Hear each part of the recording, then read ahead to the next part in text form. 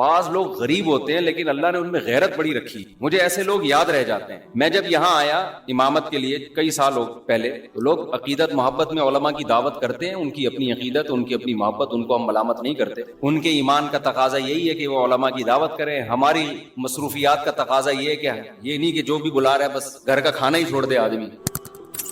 کسی نے کہا نا کہ میں بدعتی مولوی کی ایک نشانی میں بتاتا ہوں, وہ مرتے دم تک اپنے گھر سے کچھ کھایا نہیں کرتے. تو اب میری دعوتیں شروع ہو گئیں. میرے ساتھ ایک پٹھان تھا باجوڑ کا تھا, یا پتہ نہیں دیر بنیر کا, مجھے یاد نہیں. وہ بیچارہ گنے کا رس لگاتا تھا ادھر صدر میں گنے کا رس بیچتا تھا وہ, اور گردوں کا مریض تھا, بہت غریب.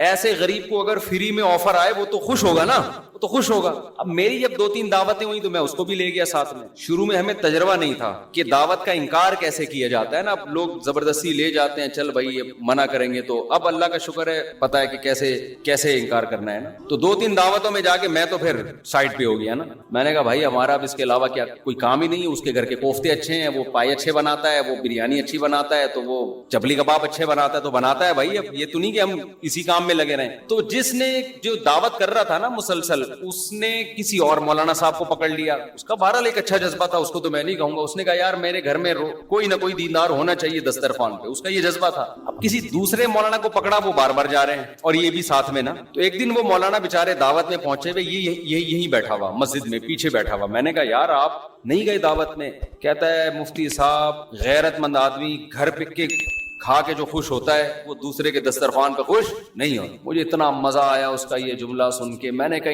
یہ مالدار ہوتا پھر مسئلہ نہیں تھا, اتنا غریب ہو کے بھی اب اس کو شرم آنے شروع ہو گئی ہے کہ یار ٹھیک ہے اگلا طیب خاطر سے دعوت دے رہا ہے, لیکن اپنے گھر کی سوکھی روٹی یہ دوسرے کے دسترخوان کی بریانی سے بہتر ہے. اچھا میری عادت ہوتی ہے ایسے خاندانی آدمی کو تلاش کر کے پھر اس کے ساتھ تعاون کروں میں. ایسے غیرت مند لوگوں کے ساتھ تعاون کرے انسان. ہمارے حضرت مفتی رشید احمد صاحب رحمہ اللہ تعالیٰ ایک واقعہ سنایا کرتے تھے, بس وہ بتا کے اپنی بیان ختم کرتا ہوں. آج تو میں ابھی پہنچا ہوں سفر سے, نیند ہوئی نہیں ہے. تو ہمارے حضرت ایک واقعہ سنایا کرتے تھے, دیکھو کبھی کسی دوسرے کی جیب پہ نظر مت رکھ. اللہ تعالیٰ غیرت مند لوگوں کو بھی کھلاتا ہے, بغیرتوں کو بھی کھلاتا ہے. کھاتے ہوئے ہم نے بغیرت بھی دیکھے ہیں, لیکن غیرت مندوں کو آزمانے کے بعد آتا ہے کہ ان کی غیرت پر آنچ نہ آئے. رزق دروازے توڑ کے ان کے گھر میں گھستا ہے, عزت کے ساتھ ملتا ہے. اور جس نے مخلوق کے سامنے ہاتھ پھیلا دیے یا 2 نمبر طریقے سے پیسہ کمانے کی کوشش کر لی, تو سب سے پہلی پھٹکار اس پہ یہ برستی ہے کہ اللہ اسے ہمیشہ کے لیے مخلوق کے در کا محتاج بنا دے. اب انہی کے در پہ جانا, ساری زندگی مانگتا ہی رہے گا. یہ بڑا عذاب ہے آخرت کے عذاب سے بھی, یہ آخرت کے عذاب سے زیادہ بڑا عذاب.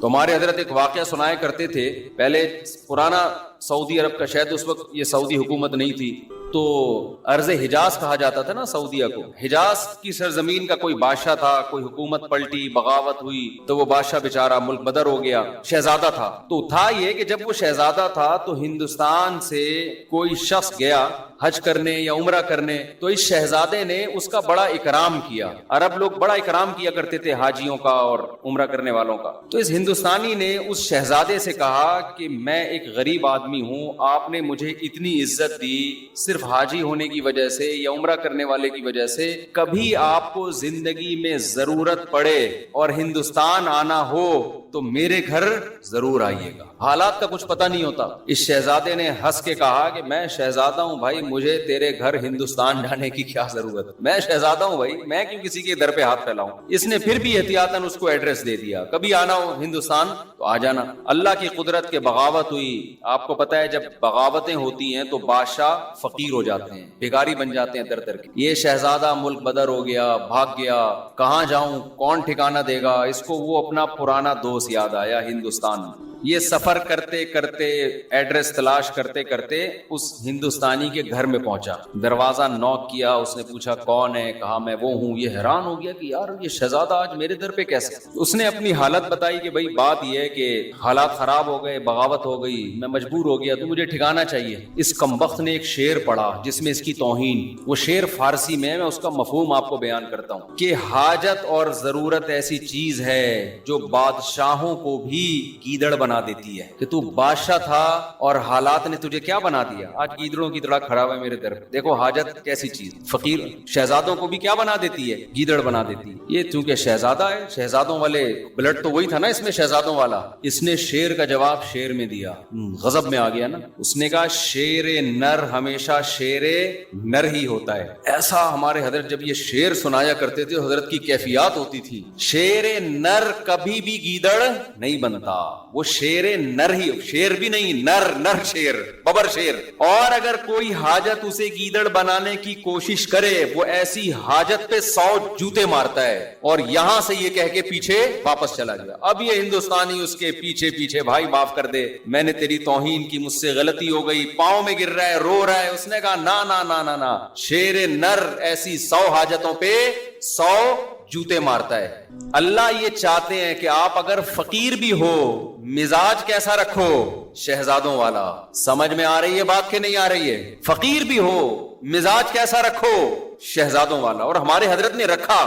فرماتے تھے میں جب مدرسے میں دارالعلوم کورنگی میں شیخ الحدیث تھا, کتنا بڑا مدرسہ اور وہاں کے شیخ الحدیث, تو حضرت مفتی محمد شفیع صاحب رحمہ اللہ تعالی نے فرمایا کہ دارالعلوم کورنگی میں جو بیل ہے اس کی تنخواہ یہاں کے شیخ الحدیث سے زیادہ ہے. پہلے حل بھی چلایا جاتا تھا نا وہاں, اس پہ زیادہ خرچہ ہو رہا ہے. تنخواہیں بہت تھوڑی تھی, وسائل نہیں تھے.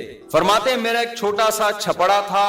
ایک دن ایک شخص آیا, انڈے بیچنے والا نا, کہ آپ وہ سستے انڈے بیچ رہا ہوگا, کہ آپ ہم سے روز کے حساب سے آپ بتا دیں, میں اتنے انڈے آپ کے گھر دے کے چلا جایا کروں گا. حضرت نے فرمایا ہمیں ضرورت نہیں. فرمایا اصل بات یہ تھی کہ ہمارے پاس انڈا کھانے کے پیسے بولو نہیں تھے, انڈا کھانے کے پیسے نہیں تھے. اتنے بڑے عالم جن کو مفتی اعظم کہا جاتا ہے. اور فرمایا کہ ایک دن ہمارے گھر ایک مہمان آیا, ہم نے دال رکھ دی اس کے سامنے لا کے. کچھ دنوں بعد دوبارہ آیا, ہم نے دال رکھ دی. پھر کہیں سفر پہ کہ کوئی حضرت کے ریلیٹو تھے, پھر آیا, ہم نے دال رکھ دی. کہنے ہمیں تو کبھی خیال بھی نہیں آیا کہ ہم دال کھلا رہے ہیں اس کو, خود بھی کھا رہے ہیں. تو وہ کہنے لگا آپ کے گھر میں دال ہی پکتی ہے, اس کے علاوہ کچھ نہیں پکتا؟ تو حضرت کہتے ہیں اس کے بتانے سے ہمیں خیال آیا کہ ہم بہت دنوں سے کیا کھا رہے ہیں, دال. کہتے ہیں میں نے اس کو تو چپ کرانے کے لیے کیا, حلال اتنا ہی ملتا ہے اس کو چپ کرانے کے لیے میں نے. لیکن فرماتے ہیں میرے دل کی حالت یہ تھی, اللہ نے ایسے میرے دل میں جذبہ ڈالا تھا کہ مجھ سے بڑا مالدار دنیا میں کوئی نہیں ہے, میں اس کا بھی مستحق نہیں ہوں. اللہ مجھے روزانہ دال کھلا رہا ہے, میں اس کا مستحق نہیں ہوں کہ مجھے کھلائے. سال میں ایک مرتبہ اپنے پیر و مرشد اپنے شیخ کی زیارت کے لیے لاہور جاتے تھے. اس کے ٹکٹ کے پیسے نہیں ہوتے تھے, تو ہر مہینے تنخواہ سے تھوڑے تھوڑے پیسے بچا کے ٹرین کا ٹکٹ سال میں ایک دفعہ خریدنے کے قابل بنتے تھے. لیکن فرماتے ہیں ایسی ٹھاٹ باٹ والی زندگی میں نے رکھی ہوئی تھی کہ لوگ مجھ سے قرضہ مانگنے کے لیے آتے کہ بہت بڑا سیٹ ہے بھائی, سمجھ رہے ہیں. میں بار بار بیان میں کہتا ہوں, بعض لوگ حقیقت میں غریب ہوتے ہیں, بعض شکل سے کیا لگتے ہیں, بولو غریب. دل کا جو غریب ہوگا نا وہ شکل سے کیا لگتا ہے, غریب. اور بعض حقیقت میں مالدار ہوتے ہیں, شکل سے غریب, اور بعض حقیقت میں غریب ہوتے ہیں, شکل سے مالدار. یہ دل کی کیفیات ہیں جو ان کے چہروں پر نمایاں ہوتی ہیں. تو اللہ جب شکر کی توفیق دیتا ہے تو دل مالدار ہو جاتا ہے. تو حضرت فرماتے ہیں مجھے تو یہ ڈر تھا کہ میں مجھ سے شکر نہیں ادا ہو رہا, اللہ کی اتنی نعمتیں, مجھ سے سوال ہوا تو میرے پاس کیا جواب ہوگا. اور بندہ کیا کہہ رہا ہے, آپ کے گھر روزانہ کیا پک رہی ہے, دال. لیکن بندی اگر جو گھر میں ہے وہ ٹھیک ہو تو پھر یہ کیفیت ہوتی ہے. سمجھ میں آ رہی ہے بات؟ نہیں آ رہی میرا خیال ہے. مہمان نے کہہ دیا آپ کے گھر میں روز دال پک رہی ہے, بندہ افورڈ کر سکتا ہے, یہ تانا برداشت کر سکتا ہے, بھائی ہم جو پکا رہے ہیں تو نے کھانا ہے کھا, نہیں تو پتلی گلی سے نکل, یہی ہوگا نا. لیکن اگر بیگم کہہ دے کہ ہمارے گھر میں روز کیا پک رہا ہے, دال, تو اگر شوہر کنجوس ہے, کمبخت, پیسے ہیں خرچ نہیں کر رہا, پھر تو 6 تانے میری طرف سے اور دینے چاہیے. اس کمبخت دیا ہے اللہ نے تو بیوی کو دال کیوں کھلا رہا ہے, ہاتھ کھول اپنے گھر والوں پہ, کھلا, اللہ تجھے کھلائے گا. ایسے کنجوس بھی الحمدللہ ہم نے دیکھے ہیں, بے تحاشا پیسہ اللہ نے دیا, اور پیاز خرید رہے ہیں داغ والے منڈی میں, وہ مسکراتے ہوئے آلو دیکھے آپ لوگوں نے. آلو کی 2 قسمیں ہیں, ایک آلو جو نارمل کنڈیشن میں ہوتا ہے, نہ رو رہا ہوتا ہے نہ ہنس رہا ہوتا ہے. کچھ آلو آپ کو روتے ہوئے نظر آئیں گے, کچھ ہنستے ہوئے نظر آئیں گے. یہ سستے ہوتے ہیں کیونکہ یہ ہنسی کی بات ہے نہیں اور آلو ہنس رہا ہے, تو اس کا مطلب یہ اس میں کوئی فالٹ ہے نا, یہ سستا آلو ہے. لیکن یہ آلو جب آپ گھر میں لے کے جاتے ہو تو گھر والوں کو آلو چھیلنے میں محنت کرنی پڑتی ہے. اللہ نے اگر پیسہ دیا ہے تو بھائی تو ذرا مہنگے آلو خرید لے یار, کیوں گھر والوں کو ٹینشن دے رہا ہے. تو میں پہلے تو جمعرات بازار جمعہ بازار میں خود ہی شاپنگ کرتا تھا نا جا کے, اب تو یہ گارڈ وارڈ کا سیٹ اپ آ گیا. تو میں نے دیکھا ایک صاحب تلاش کر رہے تھے چھوٹے جو ہم اپنی بکری کو کھلاتے تھے. میں نے کہا یار تھوڑا سا بڑے درمیانے سائز کے پیاز لے لو. کہتے ہیں مفتی صاحب آپ نے گھر والوں کو لگتا ہے کہ بہت عیاشی میں رکھا ہوا ہے, یہ عیاشی ہے نا, پورا پیاز لے کے جا رہے ہیں. کہہ رہا تھوڑا ٹینشن دے کے رکھنا چاہیے. میں نے کہا اصل میں ٹینشن یا عیاشی کا مسئلہ نہیں, دل میں بولا, اس کو تھوڑی بولا. مسئلہ یہ کہ دل اللہ نے تیرا اس پیاز کی طرح چھوٹا بنایا ہے. لینڈ لارڈ تھا وہ آدمی, لینڈ لارڈ, دل تیرا اتنا چھوٹا سا ہے, تو مر رہا ہے کہ یہ پتہ نہیں قبر میں لے کے جائے گا یہ پیسہ. تو اگر پیسہ ہے پھر تو تانا بنتا ہے, نہ ہو پیسہ پھر عورت کو بھی چاہیے اپنے شوہر کی آمدن میں اس کے ساتھ گزارا کرے. ہمارے حضرت اپنے گھر والوں کی بہت تعریفیں کرتے تھے کہ اللہ نے مجھے ایسی زوجہ دے دی, ایسی زوجہ دے دی, شکر گزار. فرمایا اس غربت میں اس نے میرے ساتھ, حضرت اس کو غربت نہیں کہتے تھے ان حالات میں, کیونکہ حضرت کہتے تھے وہ غربت تھوڑی ہے, 2 وقت کی روٹی پیٹ بھر کے ملے, غربت کہاں ہے. کہتے ان حالات میں کبھی کوئی جملہ ناشکری کا گھر والوں کی زبان سے میں نے نہیں سنا. بس ایک چھوٹا سا واقعہ, کہتے ہیں میں گھر والوں کی طبیعت خراب تھی, ڈاکٹر کے پاس لے کر گیا. ڈاکٹر نے کہا ان کو پھل کھلائیں. ان کو کیا کھلائیں؟ پھل. ان کی صحت اس لیے خراب ہو رہی ہے, پھل فروٹ نہیں کھانے کو مل رہے. حضرت کہتے ہیں میرے پاس فروٹ کے پیسے, بولو.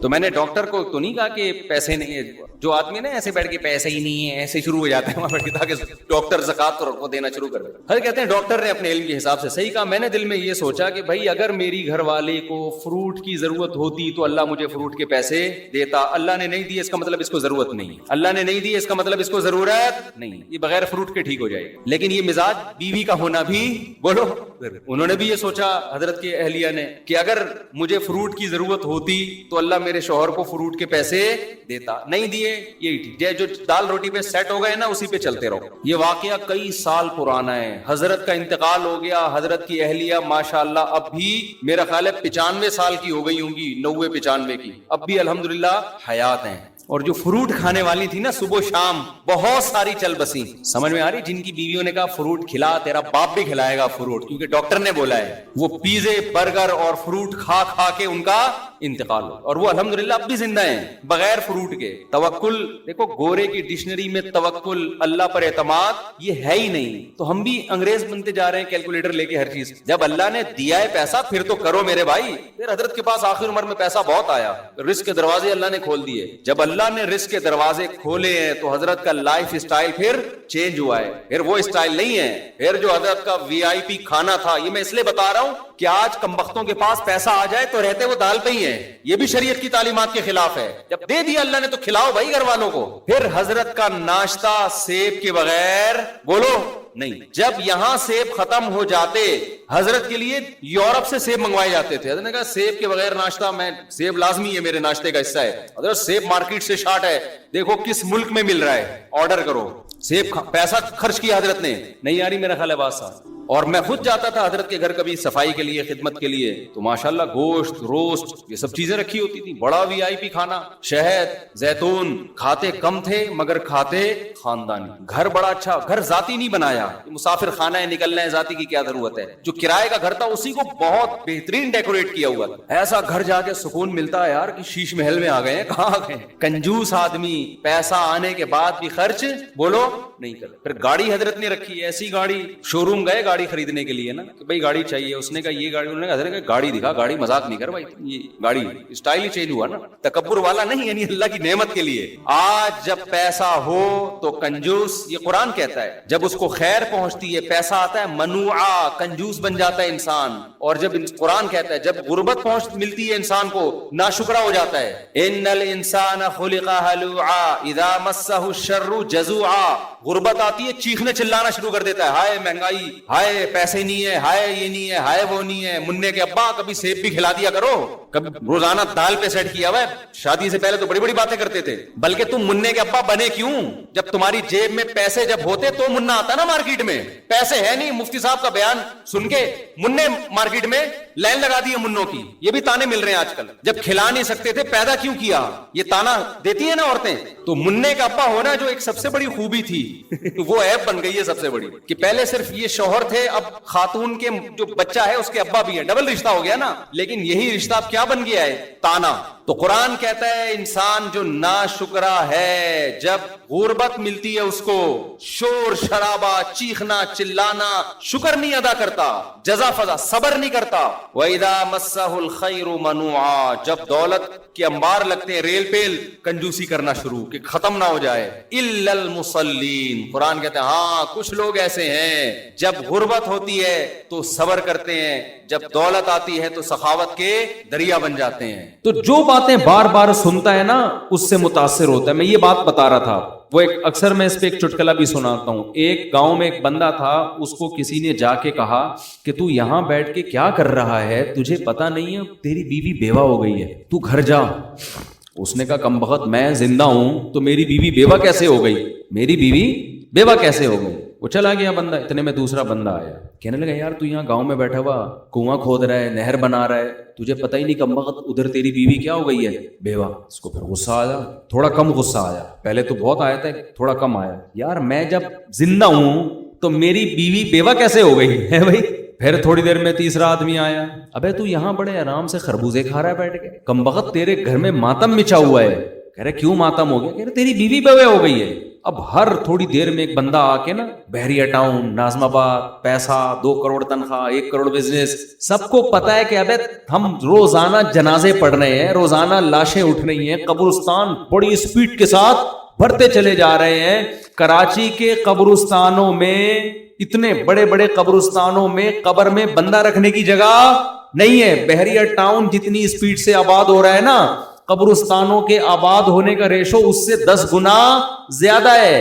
یقین نہ آئے نا، آپ کیا کرو، ایک اپارٹمنٹ بناؤ جس میں 200 گھر ہوں، بناؤ آپ، کسی بلڈر سے، یہ پیسہ نہیں ہے بلڈر سے بول بنا بھائی، تو 200 گھر نہیں، 1000 گھروں کی جگہ اس کے اندر، 1000 گھروں، 1000 فلیٹ ہوں، اور اس میں بولو کہ لوگ کتنے عرصے میں آباد ہوتا ہے۔ ان 1000 فلیٹوں کے آباد ہونے میں ٹھیک ٹھاک ٹائم لگے گا ان میں پبلک، لیکن ایک جگہ خریدو، اس میں 10,000 قبروں کی جگہ بناؤ، آپ ٹھک کر کے سارے قبریں بھر جائیں گی اس میں۔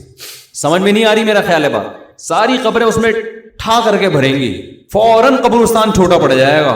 لیکن شیطان نے ایسی پٹی پڑائی ہوئی ہے، شیطان کہہ رہے ہیں یہ جو قبرستان میں لوگ جا رہے ہیں نا، ٹھا ٹھا کر کے ساری قبریں بھر رہی ہیں، پھر ایک قبر میں دوسرا مردہ، پھر تیسرا مردہ، اس کی ہڈیاں سائڈ پہ لگا کے وہیں دفنا دیتا ہے گورکن۔ تو یہ لوگوں کی قبریں بن رہی ہیں۔ میرا شمار بحریہ ٹاؤن کے فلیٹوں میں ہوگا، میرا شمار قبرستان کی قبر میں میری بکنگ بولو نہیں ہے۔ میری بکنگ کا قبر سے کیا تعلق ہے یار؟ میں نے پیسے بحریہ ٹاؤن کے دیے ہیں، میں نے پیسے فلیٹ کی بکنگ کے دیے ہیں، میں نے قبر کی بکنگ تھوڑی کرائی ہے۔ تو میں جاؤں گا کہاں؟ جہاں کی بکنگ کرائی ہے۔ بکنگ میں نے ناظم آباد کی کرائی ہے، ٹھیک ہے نا؟ تو جس کی بکنگ کرا رہا ہے، جس پہ پیسے خرچ کر رہا ہے، جس کی باتیں کر رہا ہے، دماغ میں وہی خناس بھر گیا اس کے۔ یہ نہیں پتا کہ وہاں کا فلیٹ تجھے کم بخت ملے نہ ملے، تو ادھر لازمی قبروں میں قبریں تو بھریں گی، زیادہ اسپیڈ سے بھریں گی۔ تو اب سارا دن یہ باتیں سن سن کے کر کے کھوپڑی کیا ہو گئی ہے انسانوں کی؟ خراب ہو گئی ہے۔ اللہ الحم سے لے کے والناس تک ایک ہی بات کرتا ہے، صرف ایک اللہ ہی ہے جو آخرت کی باتیں کرتا ہے، کیونکہ اس کو پتا ہے کہ ایک سور پھونکا جائے گا، سب برباد۔ ایک قیامت تو تم پہ اس وقت آتی ہے جب تم مرتے ہو، اور ایک قیامت اس کائنات پہ آئے گی جب یہ پوری کائنات کو میں تباہ و برباد کر دوں گا۔ یہ دونوں قیامتیں انسان پہ آتی ہیں اور یہ سب ختم، فَيَذَرُهَا قَاعًا صَفْصَفًا، چٹیل میدان بنا دوں گا اس کو۔ یہ جو آپ کو ترقی نظر آ رہی ہے نا، اتنی اونچی اونچی بلڈنگیں، اتنے اونچے اونچے پہاڑ، قرآن کہتا ہے فَيَذَرُهَا قَاعًا، چٹیل میدان، صَفْصَفًا، لَا تَرَىٰ فِيهَا عِوَجًا وَلَا أَمْتًا، کوئی ڈھلان، ایک اسپیڈ بریکر بھی نہیں نظر آئے گا۔ ماؤنٹ ایوریسٹ تو بہت دور کی بات ہے، ایسا برابر کروں گا، یہ بتانے کے لیے کہ مسافر خانہ تھا، مسافر خانہ ہے، مسافر خانہ رہے گا۔ اس کی وہ ویلیو اللہ کی نظر میں نہیں ہے جتنی ویلیو تمہاری نظر میں۔ مچھر کے پر کے برابر بھی ویلیو نہیں ہے، اور اس مچھر کے پر پہ کیسا دل آ رہا ہے، کیسا ہر وقت میں حیران ہوتا ہوں نا جب مجھے کوئی 80 سال کا بوڑھا بتا رہا ہوتا ہے، غیبت اس لیے نہیں، آپ کو کیا پتا کہ کس کی بات ہو رہی، وہ بتا رہا ہوتا ہے کاروبار میں لاس ہو گیا، بڑا مسئلہ ہو گیا ہے، کیا کریں، میں ٹینشن میں ہوں۔ مجھے خیال ہوتا ہے میں ان سے بولے آپ کے کاروبار میں فائدہ بھی ہونے سے آپ کو کیا ملے گا، لاس ہونے سے آپ کو کیا ملے گا؟ حضرت غریبی کے ان ایام کو غنیمت سمجھیں، غریبی کے ان ایام کو کیا کرنا ہے کاروبار میں، آپ کو آپ کے مطلب کی روٹی ملتی رہے گی. اب اس عمر میں کتنا کھا لو گے؟ بستر چاہیے ایک کونے میں رہنے کے لیے، بس کافی ہے. بعض بوڑھی عورتیں پریشان ہوتی ہیں، 80 سال کی 75 سال کی خاتون مجھ سے ملی، پرانی بات ہے، 75-80 سال کی تو ہوں گی وہ. بیٹا لاس ہو گیا بزنس میں، کاروبار میں، ہمیں ٹینشن ہو رہی ہے، بہت پریشانی، میرے بچوں کا بزنس کا لاس ہو گیا نا. تو بچوں کو اتنی ٹینشن میں نے دیکھا نہیں ہو رہی تھی. جو بچے تھے نا وہ کہہ رہے تھے ہو گیا، اب کیا کریں، دوبارہ سے کوشش کرتے ہیں. اماں کو ٹینشن ہو رہی ہے، 75 سے 80 سال کی اماں ہیں، ان کو کیا ہو رہی ہے؟ ٹینشن. شو مارنے کے لیے نہیں کہہ رہا، صرف تحدیث میں نعمت کے طور پہ کہہ رہا ہوں کہ دین کی کتنی برکتیں ہوتی ہیں. تو جب کوئی ایسی بوڑھی عورت خاتون رہتی ہے نا جو کہتی ہوتی ہے اتنی کاروبار کا لاس ہو گیا، تو مجھے اپنی دادی یاد آتی ہیں اور اپنی والدہ یاد آتی ہیں کہ یار ہماری والدہ کبھی بڑھاپا ہم نے دیکھا ہے، ہم نے کبھی نہ ان کو پیسوں کی اس طرح باتیں کرتے ہوئے دیکھا. اپنی دادی کو تو سوالی، ان کی عمر تو 80 سال تھی، انہیں تو اس سے کوئی غرض ہی نہیں تھا کہ میرے بیٹوں میں کس کی کتنی تنخواہ ہے بھائی، کون کتنا کما رہا ہے. ان کو تو اپنا ایک مسلح بچھا ہوا تھا، ایک تخت تھا ہماری دادی کا نا، ایک تخت تھا، اس کے اوپر کئی تہیں بچھی ہوئی تھی، ہر تہ کے نیچے کچھ رکھا ہوا ہوتا تھا پرانا، جو جہیز میں ان کو کسی زمانے میں ملا تھا، پرانی باقیات. وہ جو ایک تخت تھا نا ہماری دادی کا، اس میں ایک پاندان تھا جو جہیز میں ان کو ملا تھا قبل مسیح پاندان. وہ پاندان کھلتا تھا، اس میں ایک چھوٹا سا ڈھکت تھا، چونا اور پان، وہ بنا کے ہر تھوڑی دیر کے بعد وہ ایک میں تمباکو. ان کو اس کی فکر تھی بھائی یہ چونا پورا ہے کہ نہیں ہے، کتھا ختم تو نہیں ہو گیا، باڑ میں جائے اس کی کتنی تنخواہ، اس کا کیا بزنس، پوچھتی بھی نہیں تھی، ان کو دلچسپی نہیں تھی. وجہ کیا ہے؟ دنیا جو زندگی انہوں نے گزاری وہ دولت کی باتوں میں نہیں، ہر وقت ہاتھ میں تسبیح، شوال کے 6 روزے، ایام 20 کے روزے، نفلی روزے، تلاوت قرآن، پرواہ کہ کون کتنا کما رہا ہے. ان کو یہ تھا کہ بھائی میرے بچے جتنا بھی کما رہے ہیں پوتے، میرے خرچے الحمدللہ وہ پورے کر رہے ہیں. تو میرا کیا خرچہ ہے بھائی، مجھے ایک جگہ چاہیے، ٹھکانہ چاہیے، مجھے یہ کمرہ ملا ہوا ہے، یہ تخت ملا ہوا ہے، یہ مصلی ہے، یہ اللہ اور یہ میں، ٹھیک ہے نا. صبح مجھے ناشتہ مل جاتا ہے، بچے ناشتہ، بہویں ناشتہ بنا کے دے دیتی ہیں، دوپہر مجھے ٹائم پہ کھانا مل جاتا ہے. تو بس تھوڑی دیر آرام کی. اور ایک ڈرامہ دیکھنے کا اللہ معاف فرمائے ان کو بہت شوق تھا. ہم دادی سے کہتے تھے اتنے اچھے اعمال ہیں، اس میں سے ڈرامہ تو نکالو. وہ پڑوسیوں کے ہاں جاتی تھی پرانے زمانے کے ڈرامے دیکھنے کے لیے، بس یہ انٹرٹینمنٹ کی ایک چیز تھی ان کے پاس، ٹھیک ہے نا، اللہ مغفرت فرمائے. دیکھنا نہیں چاہیے تھا لیکن یہ تھا. اور دوپٹہ اوڑھ کے پورا اس تمیز سے جا کے نا تسبیح ہاتھ میں لے کے ڈرامہ دیکھ رہی. اچھا اس زمانے کے ڈرامے بھی ایسے بےہودہ نہیں تھے جیسے آج آ رہے ہیں، اور ڈرامے کو فل انجوائے کرتی تھی. وہ ایسا لگتا تھا کہ یہ ٹی وی کے اندر حقیقت میں لے جا کے ان کو بٹھا دیا ہے. جیسے کسی نے ڈرامے میں بیوی کو تھپڑ مار دیا، ہائے بیچاری کو اتنی زور سے تھپڑ مار دیا، ہائے، رو رہی ہوتی تھی، آنسو ٹپک رہے ہوتے تھے. ہم کہتے تھے یہ سچی مچی میں نہیں ہو رہا. سادہ لوگ تھے نا، سیدھے لوگ تھے. ہم کہتے ہیں یہ اوریجنل میں نہیں ہے، اتنا کیوں جذباتی ہو رہی ہو آپ. تو ہمارے ابا نے تو گھر میں ٹی وی رکھا ہی نہیں نا، تو وہ پڑوس میں جا کے دیکھتی تھی. تو وہ ڈرامہ دیکھا اور تسبیح اللہ صلی اللہ علیہ وسلم بھی چل رہا ہے، وہ اپنی تسبیحات کا معمول بھی، بس یہ ایک چیز. تو نہ تو دنیا سے محبت نہیں تھی، بتانا میں یہ چاہ رہا ہوں. پیسوں سے محبت نہیں، بیٹا کما رہا ہے نہیں کما رہا، چھوڑو بھائی، ہم نے زندگی گزار لی، اللہ اللہ کرو، بس ہمارے بیسک خرچے پورے ہو رہے ہیں، بس اس میں خوش تھی. ہماری والدہ کا بھی ایسا ہی تھا. ہماری والدہ کا تو اللہ معاف فرمائے ایسا تھا کہ قرضے لے کے دوسروں پہ خرچ کرو. ہم اس میں ٹینشن میں آئے ہوئے تھے کہ بھائی اپنے پیسوں سے آدمی سخاوت کرتا ہوا اچھا لگتا ہے، جب اپنے ختم ہو جائیں تو ادھر ادھر سے قرضے لے کے اس کو کھلا دو، اس کو کھلا دو. نانا کا بھی ہمارے یہی حساب کتاب تھا. یہ تو خیر اسراف میں آتا ہے نا، جمع کرنے کا نہیں تھا پہلے لوگوں میں. اصل میں یہ بتانا چاہ رہا ہوں، آج جو لیڈیز کی جو قسم مارکیٹ میں آ رہی ہے، مردوں کی جو قسم مارکیٹ میں آ رہی ہے، ان کو اللہ رسول میں لذت ہے ہی نہیں. نماز میں، روزے میں، تسبیح میں، تلاوت میں دلچسپی ختم. پیسہ پیسہ پیسہ، کامیاب وہ ہے جو پیسہ کما رہا ہے. ہمارے حضرت جب پیسے کا تذکرہ کرتے تھے نا، ایک شخص آیا حضرت کو بہت پیسہ حضرت فرمائے اس کے دل میں دولت کی محبت کے گٹر ابل رہے ہیں. اتنی توہین سے حضرت بتا کہ مسافر خانہ ہے، وہ بہت زیادہ پیسہ ہر وقت نا ہوس میں رہتا تھا. تو حضرت فرمائے اس کے دل میں، اسی کے سامنے کہ تمہارے دل میں گٹر، ایک تو ہوتا ہے نا اللہ کی محبت کے چشمے پھوٹ رہے ہیں، یہ ہوتا ہے نا، جیسے ہم تعبیر کرتے ہیں یار یہ اس کے دل میں اللہ کی اتنی محبت کے چشمے. اب دولت کی محبت کو کیا تعبیر کریں گے؟ یہ تھوڑی کہیں گے اس کے دل میں دولت کی محبت کے چشمے پھوٹ رہے ہیں، چشمے نہیں. حضرت کہتے تھے اس کے دل میں پیسے کی محبت کے گٹر ابل رہے ہیں، یعنی بدبو آ رہی ہے ہمیں اس آدمی سے، اسمیل آ رہی ہے. تو ہمیں دنیا کے 2 ٹکے کی اس کو ویلیو نہیں دینی ہے، دنیا کو، سمجھ رہے ہیں؟ 2 ٹکے کی چیز نہیں ہے. کوئی زیادہ باتیں کر رہا ہوں, بولے تو اسمیل آ رہی ہے بھائی تیرے اندر سے. مسافر خانہ اتنا کیوں دل لگا رہا ہے, اتنا کیوں مر رہے ہیں؟ جیسے بچے کھلونوں پہ مر رہے ہوتے ہیں نا, تو بچہ ہے وہ تو بے وقوف ہے, تو بڑا ہو گیا. اور یہی چیز کو مسلط کر لیا ہے. پہلے جو ہے نا انگریزوں میں اب بھی ہوتا ہے, جب ان کے ہاں شادی ہوتی ہے نا, مجھے کسی نے انگریزوں کی شادی کا کلپ بھیجا, اس میں وہ انگلش میں جو عیسائی لوگ شادی کرتے ہیں نا, اس میں ہم لوگ تو سادہ نکاح پڑھا ہے نا, قبول ہے قبول ہے, جلوے نکل لے یہاں سے.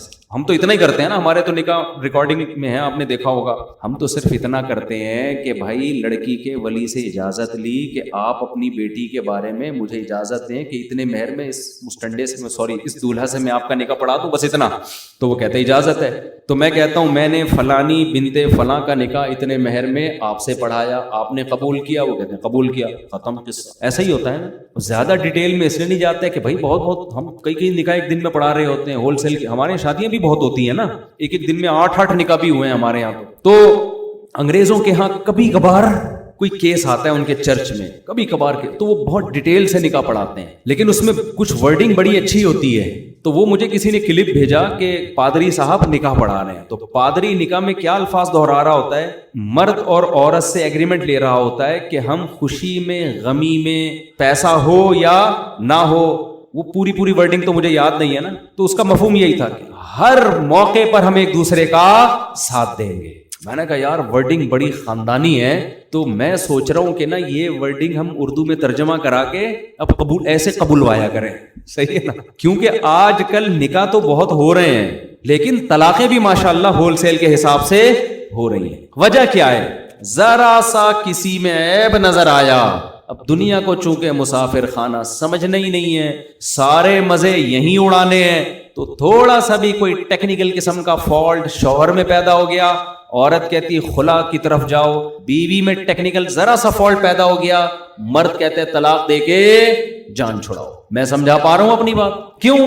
جب سارے مزے ہی اڑانے ہیں تو یار بیوی شادی ہو گئی, پتہ چلا جی اس میں کوئی بیماری ہے یا اولاد نہیں ہو سکتی اس کے, طلاقیں پہلے نہیں دیتے تھے لوگ طلاق, بھائی اولاد ہے نہیں, یہ تو اللہ کی طرف سے بانجھ ہے, ساری زندگی نبھا کریں گے, کوئی مسئلہ نہیں ہے. اب لوگ میرے پاس آ رہے ہوتے ہیں, یار ہماری بیوی کی اولاد نہیں ہو رہی, 4 سال ہو گئے 5 سال ہو گئے, طلاق دینا چاہتا ہوں. میں کہتا ہوں یار ایک تو بیچاری کی اولاد نہیں ہو رہی, اس کا غم ہے, اوپر سے طلاق کا دھبا لگے گا, ڈبل غم نہیں ہو جائے گا؟ اور ویسے بھی اللہ نے اجازت دی ایک اور کر لو, کہہ رہے نہیں ایک اور کے حقوق اور وہ خرچہ اور وہ ڈبل. ابے کر لے, اللہ مدد کرے گا یار تیری, وہ بھی تو کسی کی بیٹی ہے نا. تو مرد کا ظرف بھی کیا ہو گیا کم. کیوں سارے مزے یہی اڑانے ہیں؟ صبر تو ہے ہی نہیں کہ یار کچھ آخرت کے لیے کر لو. اور عورت نے جس دن دیکھا میاں صاحب کی جیب ہلکی ہونا شروع ہو گئی, وہ بھی مارکیٹ سے شارٹ, میرے میاں کماتا ہی نہیں ہے, پیسے ہی نہیں ہے. بھائی جب شادی ہوئی تھی کماتا تھا نا, ہاں اس وقت کماتا تھا. اب بیچارے کی تقدیر یار, کاروبار کبھی اوپر ہوتا ہے کبھی نیچے ہوتا ہے. اب عادت انہی چسکوں کی لگ گئی تھی عورت کو, وہی کباب پراٹھوں کی. اب میاں کی جاب گئی تو تھوڑے دن صبر کرے گی, اس کے بعد مارکیٹ سے شارٹ خلا.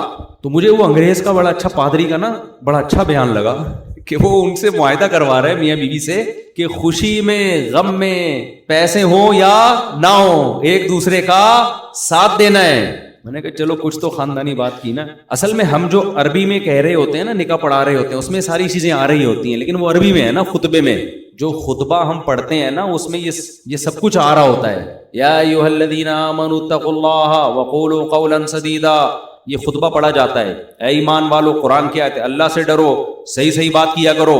تو مجھے لگ رہا ہوتا ہے اگر میں اس کا ترجمہ کرا دوں نا تو دولہا ابھی سے بولے گا ہم نے تو صحیح بات کرتے تو رشتہ ہی نہیں طے ہوتا. اگر ہم صحیح بات کر دیتے, سب بتا دیتے, تو ہاتھ پاؤں کٹوا دیتے. نہ صحیح بات اس نے کی ہوتی ہے, نہ لڑکی والوں نے صحیح بات, دونوں ٹوپیاں کرا رہے ہوتے ہیں. لڑکی والے اگر بتا رہے ہیں نا ہماری بچی کی عمر 25 سال ہے, تو سمجھ لو 50 کے قریب ہوگی, 50 کے قریب. اور لڑکا اگر بتا رہا ہے کہ میں بہت اچھا کھاتا پیتا ہوں, میری تنخواہ اتنی ہے, میری تنخواہ 2 لاکھ ہے, تو سمجھ لو 5-10 ہزار کما رہے ہیں. جھوٹ بول رہے ہوتے ہیں بہت, دونوں جھوٹ بول رہے ہوتے ہیں. لڑکی والوں کے تو جھوٹ, میں تو لڑکے سے کہتا ہوں اگر یہ جھوٹ بولتے بھی ہیں بولنے دو یار, آج کل عمریں سبھی چھپا رہے ہیں. وہ نہیں بیچاروں کو, ان کا قصور تھوڑی ہے, بس تمہیں لڑکی پسند آ رہی ہے, بھاڑ میں جائے, تم نے عمر کا کرنا کیا ہے یار, کیا خیال ہے؟ اگر وہ 20 کی ہوتی پسند نہ آ رہی ہوتی تو کیا فائدہ, تو 50 کی پسند آ رہی ہے, کوئی بات نہیں, بھلے انہوں نے 20 کا بولا 25 کا بولا. تو اتقوا اللہ وقولوا قولا سدیدا, قرآن کیا کہہ رہے ہیں, اللہ سے ڈرو اور درست بات کیا کرو. اسی طرح جب خطبے میں آیت پڑھی جاتی ہے تو پہلی آیت کیا پڑھی جاتی ہے؟ یا ایھا الذین آمنوا اتقوا اللہ یا ایھا الناس اتقوا ربکم، اے لوگو اللہ سے ڈرو. واتقوا اللہ الذی تساءلون بہ والارحام، ان رشتوں سے ڈرو جن کا تم واسطہ دیتے ہو. کیا مطلب؟